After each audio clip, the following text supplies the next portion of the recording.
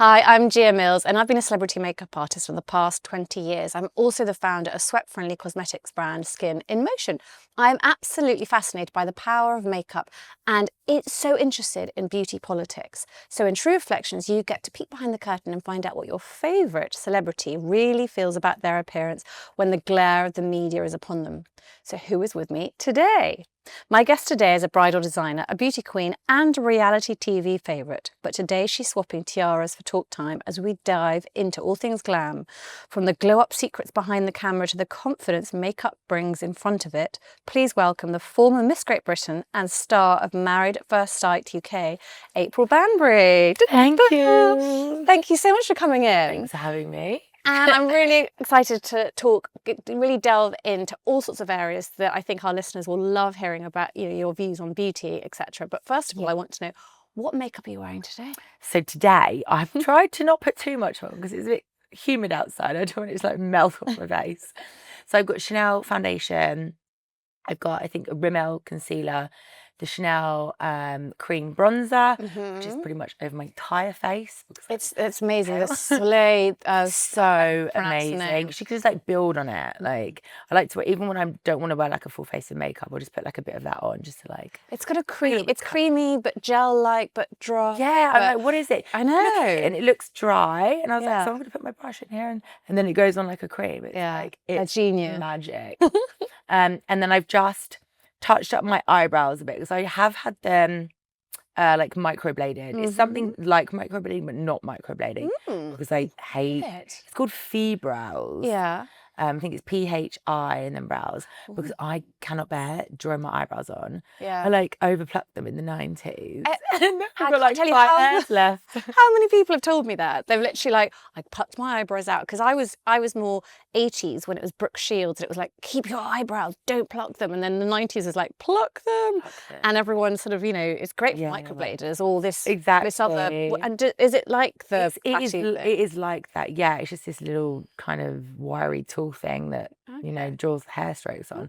Like so clever because now all I have to do is just a little tiny touch up when I put makeup on. Yeah.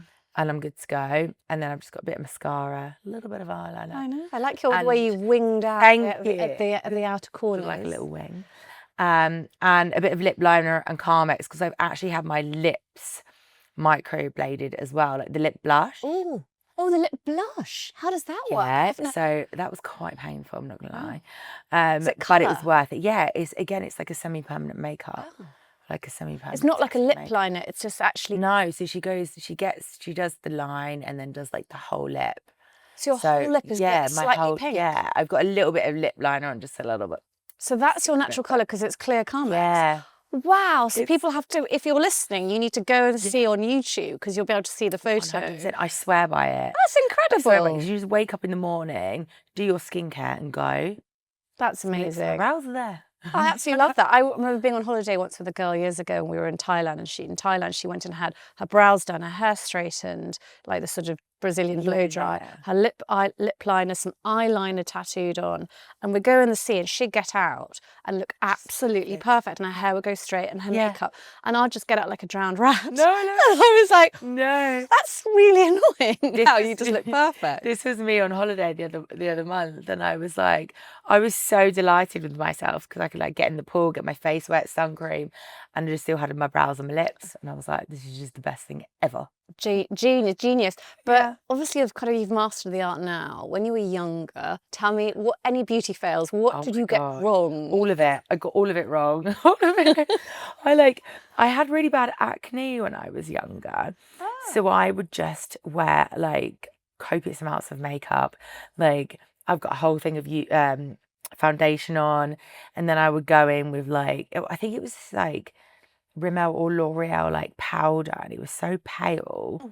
I don't think I even really used bronzer back then. I just put so much, I would look like a ghost.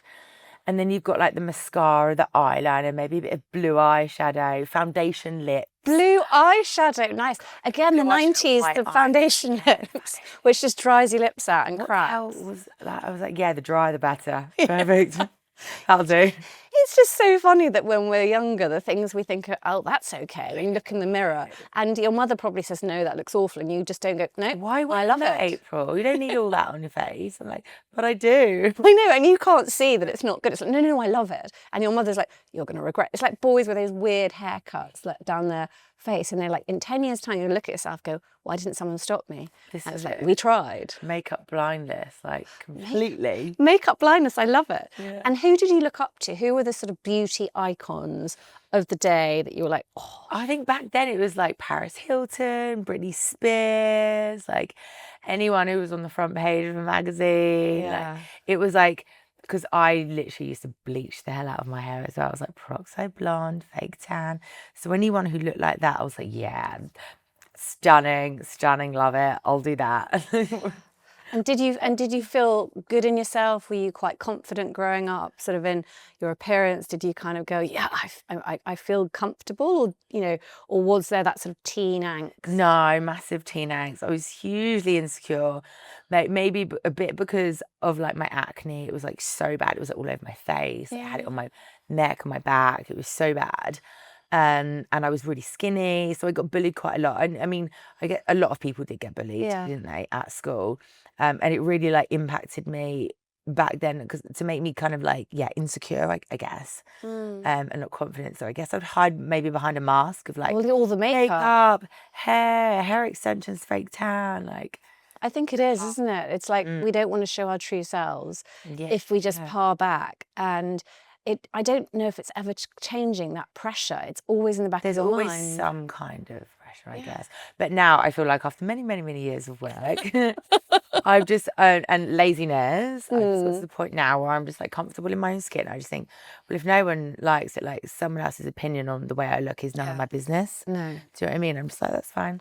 And I think it comes from the inside, how you are on the as in the energy that comes out, than just what you put on. Yeah, 100%. But we still love the makeup bit. We still love it. We still love it. But what I'd love to know about, which I love, is Married at First Sight. Yes. You've been on it a bit. Why did you go on it? I mean, it's a brilliant show, and I just need to ask you some loads of questions. I'm the sort of person that doesn't do like 9 to 5, like what someone would consider like a normal life. That's not me. If something crazy pops up and it's like out of the box and it's an opportunity to take you outside of what a normal life would be considered, that's I'm going to jump at the chance. I'm like, severely single, still am. And I was like, okay, so I've got the opportunity to potentially meet the love of my life, paired together by professional experts. I can't do it myself, so I may as well let someone else have a go for me. And just do something really fun. So I was like, well, why not? And how was the experience? Does it differ? What you see on telly, how's the behind the scenes and the real world? Well, how does that? What you saw on screen was obviously absolutely chaotic. Probably more chaotic behind the scenes. I'm like, but how does it feel when you're kind of like, okay, we're actually going to get married? I literally felt, I didn't know whether I was going to like throw up, pass out, wee myself. Like I was so nervous, because I get nervous going on like a first date. So that's like amplifying. So I'm like, oh my God, I'm just going to marry a stranger right now, and I have no idea who this person is. And do you get to know them a bit more than they show you on the telly? No, that's all completely how it is. You don't meet them until you're at the end of that aisle. And then obviously you're speaking for a little bit, but then you're pulled away for like, various parts of other filming bits, and like, because they want to capture everything on camera. They don't want to miss any first moments or any interactions. So it really is all captured on camera.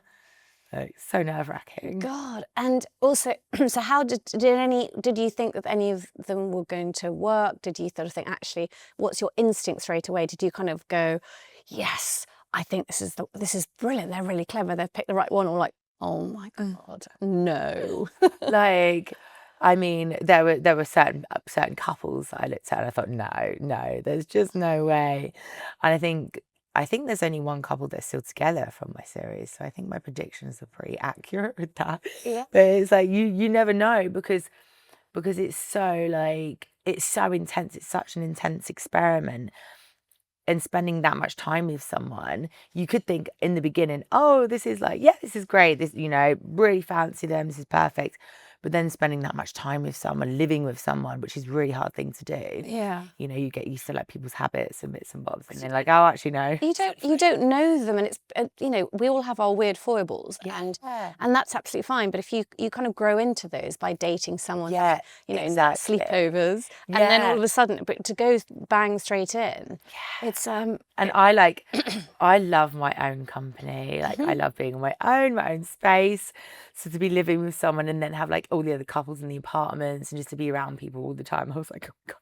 Yeah. I need a day off. But they like that. They like putting you in that sort of jeopardy situation so that you get better telly. Oh yeah, 100%. And how did you, when you looked at yourself on telly, because I think when you see yourself on camera, it's a really unnerving experience. Yeah. So when you looked at yourself, you're like, oh, I actually quite like it. You know, did the telly make you feel good about yourself, or did it you just panic and go, oh my God? I was like, is my makeup okay in that scene? Why did I wear that much bronzer? Because the lighting is extraordinary on the face. 100%. Yeah, it's like obviously in different settings as well. And I'm not really like a makeup girl day to day. Like I wear it like of an evening or an event or something. And then like if you're getting called and you're like, right guys, you've got like 20 minutes to get ready. And I'm like, no, I need like an hour. Because I need to like make sure my makeup's perfect. So there was quite a bit of pressure to look at. Yeah, some days there were, because you didn't really know what time you were going to get called for filming. You know, some girls are really good. They'd just get their makeup and hair. They'd just do it all and be ready. Yeah. I'd be like, no, I'm going to have an extra hour on bed.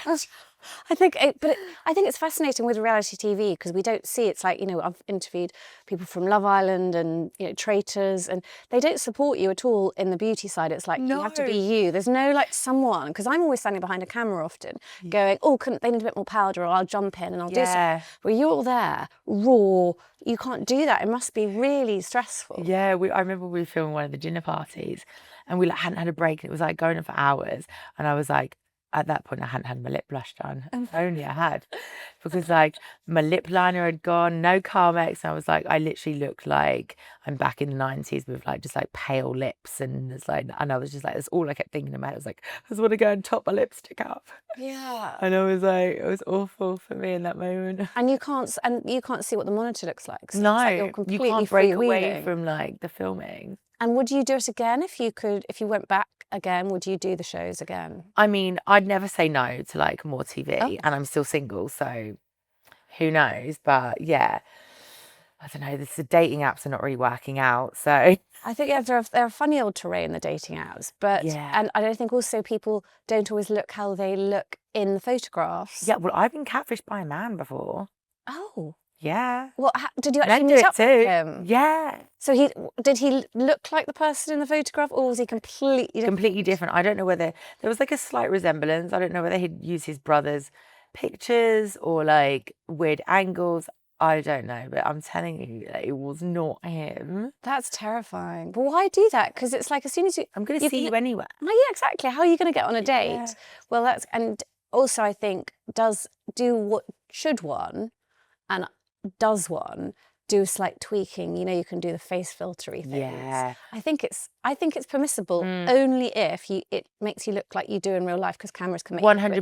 Because but what I like to do on my dating app that I had for 3 days was put a couple of photos with me with no makeup on, so they just know what they're getting. I'm like, you know what you're swiping on here. That is, you know, here's me at my best, here's me at my not so best. And do you think that worked? Well, I still got some dates, so I mean they were epic fails, but that's the entry point, and if they're buying into the I'd prefer them to like let's just, you know, this is because that's fascinating. Yeah. So what's really interesting is being single but having a very successful bridal company. Yes. How did you move into that? Obviously, you wore a wedding dress on, you know, in the TV shows. Yeah. How did you get into that? So, I mean, for the last 15 years, I've been working as a bridal stylist, so like styling other brides for various designers. And I did like bespoke dresses on the side, so I'd make the odd dress here and there for like someone, mainly like beauty pageant dresses, like the odd wedding dress. I made my own wedding dress on Married at First Sight. And so I always knew that I wanted my own collection. Like, you know, when you go and do TV, you know, obviously you want to meet someone, you're doing a dating show, you hope that it will work. But you don't need to do TV to meet someone. Most people want to get something out out of it, you know, and I'm not gonna pretend that that was never an, you know, part of it. If I'd have met someone and had a happy relationship, marriage, like, oh my God, amazing. But I thought, you know, what else can I get from this if this doesn't work? And the bridal being able to promote the line. And exactly. And why not? 100%. Like, why not? It's really hard out there. It's a really hard industry to get into. Like, I've been trying pretty much my whole life, you know, and I'm a grafter. Like, I work hard. And then, yeah, I've been off the show now for a couple of years, and I finally was able to launch this year my bridal brand, my first ever 32-piece collection. Well, I saw some of it online and I love it. And I love the sort of ones you've got like sort of sheer panels, and it's really elegant, but it's still, it's a huge statement. It's some beautiful pieces. Thank you. I tried to like make the collection big enough and broad enough to cater for everyone. Do you know what I mean? Like, you know, whether it's a simple classic wedding dress, something romantic, something a bit more sassy.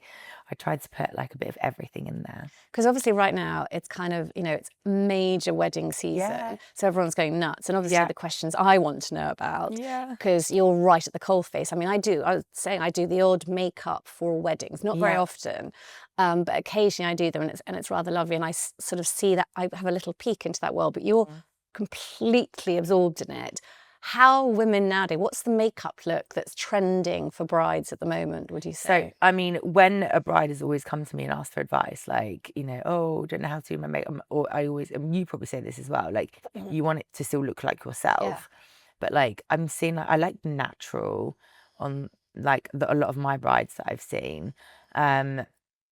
Nothing that steers away too much from how they look. Because you don't want to walk down the aisle and suddenly the man, your future husband, goes, like, who are you? Who am I marrying today? What are those weird eyelashes you're wearing? So I'm always a massive fan of when the brides go for like the natural, and the makeup artists, you know. Yeah, you have to. I think I always look at people, and it can take quite a while, and it can take just as much time to do a really beautiful natural 100%. Because it's about making sure it stays, making sure it has that really lovely glossy glow. Yeah, the glow, just enhancing, like, you know, your natural features in the best way as well, I guess. And like, do people have tans? What's the tan? Yeah, white dress, fake tan. There's a I mean, what's that? How does I'm always like saying to brides that, okay, if you're going on holiday, be careful of your tan lines. Be mindful of, you know, how your dress sits, not to end up with because your makeup artist is not going to like doing that on the day. Plus, it's going to transfer onto the dress. And then I'm always like, you know, get a spray tan by all means, but make sure you've washed it off enough so that it's not gonna, you know, mark any other parts of the dress. Obviously, there's probably going to be a bit of rubbing, and it will come off on the inside of the dress. That's fine. You know, that's fine. But yeah, but let's like round the armpit. If you have like a sort of strapless dress and you're sweating and you're rubbing, having a break bit. Have you ever seen anything like that? I mean, you've got to just make sure that tan is washed off enough before you know you're wearing your dress on a really hot day. I've been with brides and they have had a fake tan and they've got like orange hands that are patchy, and they're like, what do I do? And there's things you can do, like but it's really hard to remove it. It's hard to remove it. I've been a victim of that. Have you?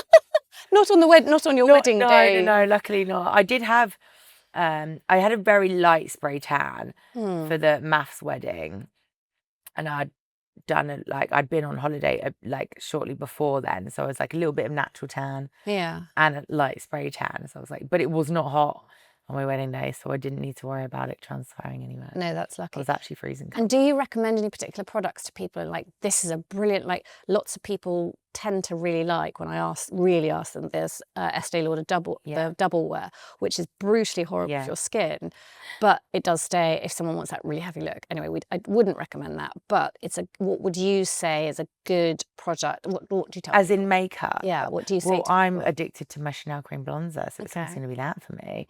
Like I said, because you can wear it like if you're doing a full face of makeup, or you can wear it just on its own, just for like a natural like holiday glow.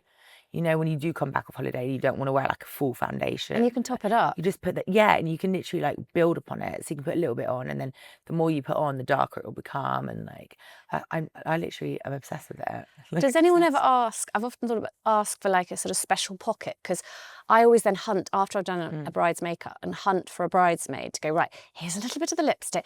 Make sure she's got some powder, because I can't be giving them all my makeup. It's hard to give like sample sizes, but you kind of hunt for the bride, the bridesmaid that looks like the most responsible. That will actually be able to look and go, you look a bit shiny, love. I need to put a bit of powder on. Yeah. But I kind of think if it was me, it's like, would there be a sort of secret compartment within the dress that you can, I'm just going to put my lip gloss, a bit of powder. Has anyone ever asked for that? So brides love a pocket in a wedding dress. Okay. And it's one of the main features actually on a lot of my dresses. But then they always get carried away, they're like, oh, I can put my lipstick in. Then I'm like, no. The pocket is not for practical use. Maybe put a few snacks in there, that's fine. But not any makeup, because if that makeup comes loose and leaks, that's it. Your bridesmaid needs to be the one taking care of the makeup. Like, no, I would never put it in a dress. As cool as that sounds, like a little pouch inside the dress. You maybe. just can't. You can't. No, you can't risk some it. weird Day. You sit on that, and then the lip gloss bursts. Oh my god. That would just that would be that's worth. And a bride's worst nightmare. But also, are there any, because you want something? I always say, you need a waterproof mascara. Yeah. Because everyone cries. Yeah. And also you need on Mother of the Brides, they need to do it, etc. It's like number 101 is waterproof mascara and making sure you've got powder and a little bit of lip gloss. And also you don't want too much lip gloss, because if you're wearing a veil, stick to your lips. Carmex. Just so the Carmex isn't sticky. No, does it go over lipstick okay? Yeah. Or they could have your tattoo lip. Or they could just get them, tattoo, little bit of lip liner, Carmex, done. Sorted. And you don't even need anything in your little pocket. Good setting spray. A good setting spray. Which setting spray would you say? I'm in between like two. I've got the MAC one. It's like, you know, the black lid. Yeah, twists and funny press like, thing. Yeah, I love that. Do you find it works? I do for me. Yeah. But then I've never really got a full face on for too long. You know, I might wear it over an evening if I'm going to an event or something. Nice. But no, I think it's quite. The jury's out for me. I'm always debating how, the base spray. But I think it's a good thing if you haven't got a foundation that's like long wearing. Because I developed my product, which is tinted moisturizer, that's sweat proof and breathable and looks like your skin. Those are great when you've got those formulas. But if you haven't, I think, it's very interesting whether you do the mattifying primer or you do the setting spray. I like doing the setting spray because, I mean, today's hot, so that's kind of irrelevant, because usually like my face, I find it hard to get a dewy look. Yeah. So the setting spray just helps me keep it dewy whilst keeping my makeup in place. Like it. No. Brilliant. So more TV coming up. I mean, is there anything exciting that you'd love to do more of if you could have like a dream? Who knows? I mean, like the dream would, sorry David, Emmanuel, but the dream would be to probably take over Say Yes to the Dress. Say Yes to the Dress. I think you'd be absolutely brilliant, because I'd love it. You've been married but single at the moment. Yeah. But I think your backstory is absolutely fascinating and inspiring for a lot of women. So between 8 and 18, there was eating disorders. Yeah. And I think it's so important, because those stats aren't going down with women. And I think it's more complicated now. What would you like? How do you see girls now in the whole terrain of eating disorders? What do you see happening? I mean, I can't really say what I see happening. I would hope that there's, the resources are a lot more available now with the presence of like social media, and even talking about it openly a lot more. It's not such a taboo anymore. So I would hope that people would feel, safe enough to reach out if they need it, or would know where to go if they wanted to have a chat, or even people's like friends and family, if they picked up on, someone perhaps showing some like different behaviors, that they would feel comfortable enough to address it with them, in the correct way, because we do speak about it a lot more now, which I think is great. And hopefully, break that cycle. Did you feel there wasn't enough resource growing up? Yeah, well, the or thing didn't is, know enough about it. when I was growing up, I didn't really understand it. I didn't really know. I'd never really heard about it. Whereas now, like I said, with the presence of social media online and, even celebrities talking about it a lot more, it's people are becoming a lot more aware of it, and then, might relate to it a lot more. Whereas back in the day, I did, it took, therapy and a doctor and my family to be like, this isn't normal. This is what this is. So it's like now I feel like people can sort of maybe relate to it a little bit more and get maybe help earlier. Because there's a lot of pressure. I think, social media, there's the two sides of the coin. It's very positive because there's places you can go to talk about it. And there's the other side that's not so positive because I've heard people tell me in the marketing world that when girls start going into puberty and they start searching for period products, the marketing guys can then track that and then start feeding them certain ads which they know will undermine the girl's confidence and get them to buy. It's like fear. And so it's so in some ways social media is great because it's a cause for good, but in other ways it's terrible 100%. because it knows that girls at a certain age are very vulnerable and they will be targeted certain products that they will make, that they know they'll buy because they give them that, make them feel uncomfortable about themselves. Yeah, it is. I think, people with any kind of influence continue raising even more awareness, and that's, only going to help sort of that side of things. It's hard, isn't it? Because it's like, is there ever going to be like enough? It's just because I think it's not. I think we're accepting diversity, all sizes now. Which, if we look back, when I was growing up as well, like it was so toxic back then. Like it was skinny, size 0. People would be body shamed on the front cover of magazines, like just disgusting. And now we're really embracing, like, you are who you are, just like no matter your shape, size, it doesn't matter. Cellulite, stretch marks, you're still beautiful. It's not what's on the outside, it's what's on the inside that counts. It is a complex. And it's like, I'm really glad that we're, really like talking about that more and making, putting a bigger emphasis on that. Because I think, where do you think then Ozempic comes into this and Manjaro? Because we're accepting, but at the same time, are we? Because then, the uptake in something like that. My personal opinion on that, and it's great for the people that need it, the people that can't lose weight naturally or have struggled, the people, who are having like, their health is being affected, negatively impacted because of their weight. I think it's great for that, just so long as it doesn't get in the hands of someone who doesn't need it.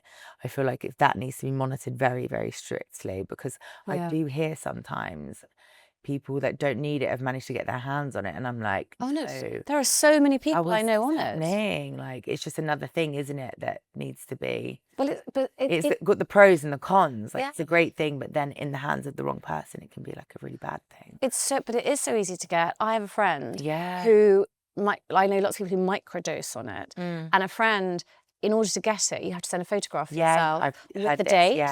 And she got, I think, someone to mock up a picture, not of herself, and they recognised it. So it's like, how do you monitor it to make it healthy? Because if people, particularly young girls, if they're not feeling confident about themselves, their appearance, because that is the key time. I think there's lots of times, but the key time. And if they're trying to get hold of it, they can, there's easy ways to get around it. I feel like it shouldn't be so easy accessible. It should be monitored by a healthcare professional in person, various tests to make sure that you are going to be okay on it and you are, above a certain weight, so you can take it, like you do need it for those reasons. Like, I don't know how it's so easily accessible. But it also it's expensive, so that kind of precludes different social economic groups. So it's like, is it only the sort of wealthy that can actually afford to be thin? And it just seems I think it's going to be very interesting, but not in a good and a bad way, how it evolves. We'll see the evolution of it. 100%. But as you say, the most important thing is still trying to push for that embracing of diversity. And do you find, when brides come in, they talk, because often there's the sort of the bridal diet. Oh my goodness, like the amount of brides I'll have who will just say things like, oh, you know, they'll all be on diets, even if they don't need to. The most common thing people will say is, you know, oh, their arms. And I'm looking at people like, you know, these brides, and I'm like, there's nothing wrong with the arms. Bingo wings. I'm like, you look amazing. Like, I will always say to a bride, do not change yourself. Like, your fiance fell in love with you as you are. You know, you don't need, why do you need to change just for one day because you think that that's a societal norm, that you need to look a type of way on your wedding day? No. Like, work on your inner peace and your, you know, your inner happiness. You don't need to change X, Y, and Z on the outside, you know? I think that's beautiful. And I think you're in such a powerful place to talk to women about that, because you've been married, you've gone through all that and gone through lots of sort of your journey of sort of self-perception of your appearance, and women being able to hear that, and actually just you saying he fell in love with you as you are. Yeah. Because we see so many women, and I've seen lots of women, they just suddenly look really gaunt. Yeah. They look too thin, and they've lost that sort of that glow. That glow. Yeah, 100%. And do people take heed? Do they listen and kind of go, yes, I think I get that? I mean, I would like to think so, but you never know, do you? Like, I'd hope to think that they have a lot of, you know, support around them telling them the same thing. I mean, obviously, ultimately, you've got to do what makes you happy at the end of the day, but you've got to look at where your true happiness comes from. I think you'd be a really good bride coach, helping women from a psychological point of view. Yeah. And I think that's what you are. Like, as a makeup artist, I often find I am a bit of a coach. Yeah. Sort of just making you feel good. And Yeah, you're probably the 100%. same. Yeah. Like, there's so much more that goes into, like, finding a bride's dress and just finding the dress. Like, you do have that psychological aspect of it, you know, and all the little prep talks and Makeup advice. hair advice, you know. Well, I think on the day, like, it is a whole package you deliver, like, you give to them basically. But I think it's great, and I love your social media, and I think lots of stuff where you're just helping people on that journey, because you know, if you do your job right, you're minimising the bridezilla emerging. Yes, exactly. My thing is always trying to keep the bride calm. Like, I had a bride once. She came in and she was probably one of the only divas I'd met in my time. And she had this picture of this dress, and she really wanted this dress, and she knew that we had this designer, but we didn't have that dress. And my God, did she have like a bridezilla meltdown? And she was like, and I was just like, whoa, like, who's carrying you? I'm joking. And I then, you know, we had a chat about, I got to know her personality, because one of the things I like to do, and you've only got a short time to do it, is kind of sum someone up. You're being like a psychologist as well.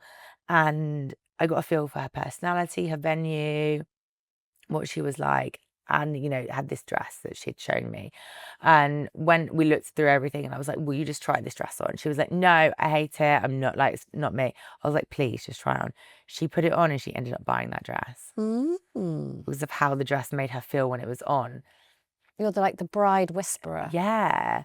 I like to think I'm a bit of a bridal expert. I've been doing it long I enough. should have a hotline, like if I'm doing someone's makeup and they're like, yeah, are you having a meltdown? Having a meltdown. Get it from the phone. Here's April. April can calm you down. Yeah. But no, it is. And I think, but ultimately, you make them feel amazing. They look gorgeous and job done.